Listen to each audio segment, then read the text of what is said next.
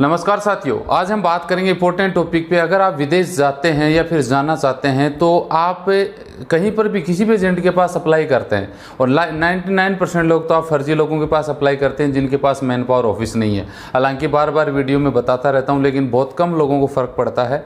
आज हम यहाँ पे बात करेंगे कि अगर आप मान लीजिए कहीं पर भी डॉक्यूमेंट लगाते हैं किसी भी देश से रिलेटेड, खास तौर से यूरोपियन कंट्री से रिलेटेड, तो पैसा हम देते हैं, वो पैसा देने का तरीका क्या होता है, भाई पैसा कब आपको देना चाहिए, इसको एग्जाम्पल के माध्यम से आपको समझने की कोशिश करेंगे कि अगर आप किसी एजेंट के पास में डॉक्यूमेंट अप्लाई करते हैं तो किन किन चीज़ों का ध्यान रखना चाहिए, किस तरीके से आपको पेमेंट करना चाहिए, पूरी हम डिटेल से इस वीडियो में बात करेंगे। वीडियो पूरा देखिएगा भाई, अच्छा लगे तो लाइक शेयर करिएगा, चैनल जरूर सब्सक्राइब करके बेल आइकन ऑन कर लीजिएगा, फेसबुक पेज वाले पेज को फॉलो करके रखें ताकि हर रोज आपको विदेश से रिलेटेड नई नई अपडेट मिलती रहे। तो चलिए शुरुआत कर लेते हैं। जी हाँ, आप विदेश जाते हैं, अच्छी बात है, जाना भी चाहिए, हर आदमी का सपना होता है, चाहे आप विजिट वीज़ा में जा रहे हैं, चाहे आप टूरिस्ट वीज़ा में जा रहे हैं, चाहे आप एजुकेशन पर्पज़ से जा रहे हैं, चाहे आप जॉब से पर्पज़ से जा रहे हैं। आपका सपना होता है भाई जॉब लग जाए, अच्छा पैसा हम कमाएंगे तो हम इंडिया में सेटल हो जाएंगे। जी हाँ, होते भी हैं, नो डाउट, लोग सफल होते भी हैं, कोई दिक्कत नहीं, अच्छा पैसा कमाते हैं वो लोग, सेटल भी होते हैं, आपके आसपास में आपने देखे भी होंगे। जी हाँ, आज हम यहाँ पे बात करेंगे कि आप पैसे कब देते हैं, आपको पैसा कब देना चाहिए किसी भी एजेंट के सामने। आप एग्जाम्पल के सामने बात बताऊंगा कि भाई मान लो आप बाजार में जाते हैं, कोई भी सामान खरीदते हैं तो पैसा आप कब देते हैं। और अगर मोटे एग्जाम्पल की बात करें तो आप मान लीजिए किसी सुनार की या गोल्ड की शॉप पे जाते हैं तो गोल्ड का पैसा, जैसे आपकी घर में परिवार में शादी है तो आप जैसे 10 लाख 15 लाख 20 लाख का लोग गोल्ड खरीदते हैं, वो गोल्ड का पेमेंट आप कब करते हैं, सोचने की आप एग्जाम्पल समझिए। जब आप 10-20 लाख रुपए का गोल्ड खरीदते हैं तो मुझे नहीं लगता आप पहले भुगतान करते होंगे, आपको अपना सामान मिल चुका होता है, उसके बाद में आप पेमेंट कर चुके होते हैं। लेकिन ये चीज़ उल्टा यहाँ पे क्यों लागू होती है, जब आप वीज़ा किसी से लेते हैं, डॉक्यूमेंट अप्लाई करते हैं तो पैसा एडवांस में क्यों देना पड़ता है, ये बात यहाँ पे सोचने की बात है। यहाँ पे ऐसा, जब आप लाखों रुपए का सामान खरीदते हैं, गोल्ड खरीदते हैं, वही आपसे एडवांस पैसा नहीं मांगता है कि भाई ठीक है आपने सामान लिया, एक हाथ में सामान लिया, दूसरे हाथ में पेमेंट कर दिया।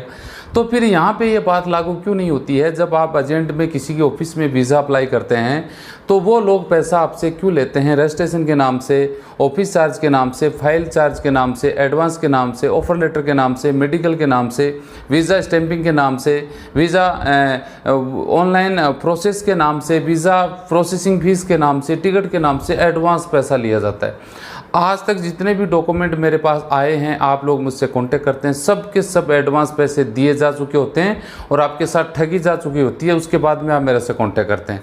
इसीलिए मैं बार बार बोलता हूं कि भाई मैन पावर ऑफिस से अप्लाई करें। जी हाँ, एक उम्मीद के साथ में एजेंट को डॉक्यूमेंट देते हैं, पैसा देते हैं, वहाँ पे आपकी उम्मीद टूट जाती है तो आपको बड़ा दुख होता है। दुख होता है कि नहीं होता है, आपको सोचने की बात है। खुद को सोचिए कि आपने पैसा दिया, आपने सब कुछ कर दिया, उसके बावजूद आपका वीज़ा या तो कैंसिल हो जाता है या रिफ्यूज़ल में आ जाता है या फिर आपकी फ़ाइल रिजेक्ट हो जाती है, एजेंट बेवकूफ़ बना देता है और वो आपका काम नहीं बन पाता है, तो आपकी उम्मीद टूट जाती है। जी हाँ, कि आपके कई बार ऐसा होता है कि साथ वालों का काम बन जाता है, आपका नहीं बन पाता है। हालांकि एजेंट को पता होता है इन चीज़ों का कि भाई आपकी फ़ाइल क्या है, आपको वीज़ा मिलेगा कि नहीं मिलेगा।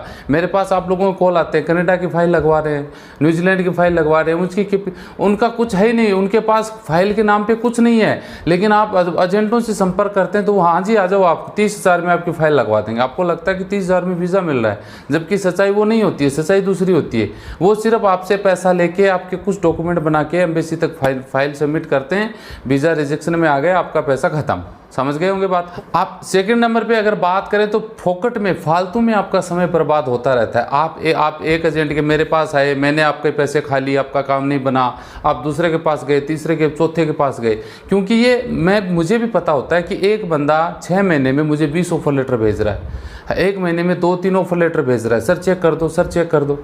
ये क्या है, यही तो है ना। एक एजेंटों से दूसरे एजेंटों के आप चक्कर काटते रहते हैं, किसी को 5,000 दिए, किसी को 10,000, किसी को 20-30,000 रुपए दिए, किसी से मेडिकल करवाया, वहाँ नहीं बना, दूसरे के पास गए, तीसरे के पास गए, 5-5, 6 एजेंटों को आपको ढूंढना पड़ सकता है। जी, इस बुक के बारे में भी मैं बार बार बताता हूँ कि भाई ये बुक आप परचेज करेंगे, इसमें आप डिटेल वो सब कुछ दी गई है। जो फालतू का ये जो चक्कर है ना, आपका पैसा बर्बाद हो रहा है, आपका समय बर्बाद हो रहा है, आपको हर बार एजेंट बेवकूफ़ बना के पैसे लूट लेते हैं, वो सब झंझट इससे बच सकते हैं। लेकिन इसका आपको इंटरेस्टेड कम होता है क्योंकि इसके 1,000 रुपये आपको देने पड़ते हैं। सबसे बड़ी बात आती है, आपका समय खराब हो गया, आपका पैसा चला गया, उसके बावजूद आपको तकलीफ झेलनी पड़ती है। जी हाँ, वो तकलीफ किस लिए झेलनी पड़ती है कि वो शुरुआत ही आपने गलत तरीके से कर दी है। मकान देखा होगा आप, मकान बनाते हैं 2 मंजिल 3 मंजिल, अगर उसकी नींव ही कच्ची है, उसको आपने तरीके से उसको उसकी तैयारी नहीं की है नींव की, ऊपर बिल्डिंग बनने से पहले ढह जाएगी। सेम कंडीशन आप लोगों के साथ होती है। आपने शुरुआत ही फर्जी लोगों के एजेंटों के साथ में की है। अब फर्जी लोग जिनके पास लाइसेंस नहीं है, कोई अथोराइज नहीं है, वो कुछ नहीं करते, वो डॉक्यूमेंट ले लेंगे सस्ते में, आपको चाहिए सस्ता। एक बंदे ने तो कल व्हाट्सएप पे बात हो रही थी, कबूल भी कर लिया, बोला हाँ सर सस्ते के चक्कर में। राजस्थान का बंदा यूपी से वीज़ा ले रहा है, वो भी कुवैत का। मैं बोला भाई राजस्थान में गढ़ है, राजस्थान इंडिया में गल्फ देश में भेजने का, यहाँ पे कमी एजेंटों की, 55 तो मैन पावर ऑफिस है।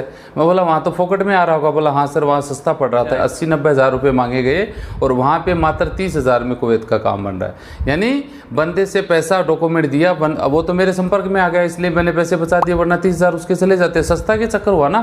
तो हमेशा ध्यान रखें, चाइनीज़ सामान दिखने में अच्छा लगता है लेकिन उसकी क्वालिटी एकदम जीरो होती है और वो कब तक चलेगा। सेम कंडीशन एजेंटों की वो चाइनीज़ सामान की जैसी सेम है। एक इंडियन ब्रांड अगर आप अच्छा पैसा देते हैं, पैसा थोड़ा ज़्यादा लगता है लेकिन आपको लाइफ में वो चीज़ काम आती है। सेम एजेंटों के साथ ये डील आपके साथ हो सकती है। इसलिए मैं बार बार रिक्वेस्ट करता हूँ कि बचें इन चीज़ों से। आपका पैसा सब कुछ चला जाता है तो आपको लास्ट में आप थक हार जाते हैं, तो आपको जीना मुश्किल हो जाता है, क्योंकि आपने विदेश जाने के नाम से कहीं न कहीं से ब्याज पे पैसे उठाए थे, आपने जो पैसे इकट्ठे कर रखे थे, सेविंग कर रखी थी, आपने कोई सामान बेचा था, आपने कोई लोन लिया था एजेंट को चुकाने के लिए कि आपको ये लगा कि हाँ भाई उस देश में जाके अच्छा पैसा कमा के मैं सेटल हो जाऊंगा तो ये बराबर कर दूंगा। लेकिन ऐसा नहीं होता है। सब कुछ आपको खोने के बाद, ठगने के बाद आपको ठगा हुआ महसूस आप खुद करते तो आपको मुश्किल हो जाता है जीना कि वो कर्जा जो विदेश के नाम से हमने किया था वो कैसे भरपाई करेंगे। समझ रहे हो बात को? कि फिर आपको सब कुछ छोड़ छाड़ के कोई बड़े शहर में नौकरी की तलाश में जाना पड़ता है, जहाँ तक मुझे नॉलेज है। जी हाँ, इसीलिए बार बार रिक्वेस्ट है भाई, ऐसे जो लोगों से 99% लोग, या आप यकीन मानिए 99%, 1% लोग मैन पावर ऑफिस से जाते हैं और 99% आप लोग जो फर्जी लोगों के चक्कर में फंसते हैं, उन लोगों को आप ही के द्वारा उनको फ़ायदा होता है, क्योंकि वो आप ही लोगों को बेवकूफ़ बना के अच्छा पैसा कमाते हैं। रातों रात वो लोग लखपति करोड़पति बन जाते हैं। जी हाँ, और आप लोग धक्का खाते हुए रह जाते हैं और उनको आपकी वजह से एक बूस्ट मिलता है कि हाँ मुझे कितने चाहिए यार, 20 लाख रुपए चाहिए, कोई नहीं 10-20 लोगों को बेवकूफ़ बनाएंगे, 20 लाख रुपए आ जाएंगे और आप लोग आराम से फंस जाते हैं। कल एक यूपी का बंदा दिल्ली में फंसा हुआ था, थाईलैंड के नाम से 2 लाख रुपए दे दी। उनके डॉक्यूमेंट मैंने देखे, मैं बोला भाई डॉक्यूमेंट है ही नहीं है तेरे, कोई डॉक्यूमेंट ही नहीं है, इसमें क्या चेक करें? इसमें डॉक्यूमेंट वो फर्जी तरीके से दे रखे हैं। एजेंट कहाँ का है? विदेशी एजेंट है, इंडिया में आके। मैं बोला तू गारंटी ले ले मेरे पास से, आप जिससे 100-200 लोगों को ये ठग के और विदेश भाग चुका होगा, ये सच्चाई है।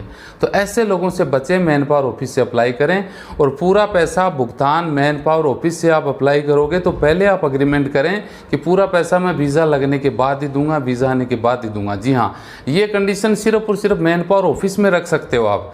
जो फर्जी एजेंट है, जिनके पास कोई लाइसेंस नहीं है, अथॉरिटी नहीं है ना, वो लोग है ये कंडीशन लागू नहीं करेंगे, क्योंकि उनका ये काम ही नहीं है। काम एक नंबर में होता है तो एग्रीमेंट हो सकता है कि चलो आप अपने डॉक्यूमेंट सबमिट करो, ओरिजिनल पासपोर्ट जमा कराओ, इंटरव्यू दो, एग्रीमेंट लो, लिखित में बात हो जाती है तो वीज़ा लगने के बाद आप पेमेंट कर दो। लेकिन फर्जी जो लोग हैं ना, वो ऐसा बिल्कुल नहीं करें। ये कुछ बातें आप लोगों के साथ शेयर करनी थी। पैसा हमेशा वीज़ा लगने के बाद दें, मैन पावर ऑफिस से अप्लाई करें, पहले एग्रीमेंट कर लें कि भाई इस तरीके से मैं पैसा दूंगा वीज़ा लगने के बाद, पहले मेरे पास कोई पैसा नहीं है, ऑफर लेटर पर कोई पैसा देने की जरूरत नहीं है। हाँ, मैन पावर ऑफिस वाले आपसे सिक्योरिटी के तौर पे पैसा मांग सकते हैं, नो डाउट, लेकिन उसका भी आप रजिस्टर्ड प्रूफ लें कि हाँ मैंने आपको पैसे दिए, कल को काम नहीं होगा तो मेरे पैसे वापस करने, ये कंडीशन हो सकती है। बस ये जानकारी कुछ आप लोगों के साथ शेयर करनी थी। वीडियो अच्छा लगे लाइक शेयर करिए। मिलते हैं नेक्स्ट वीडियो में अच्छी जानकारी के साथ। जय हिंद, जय भारत।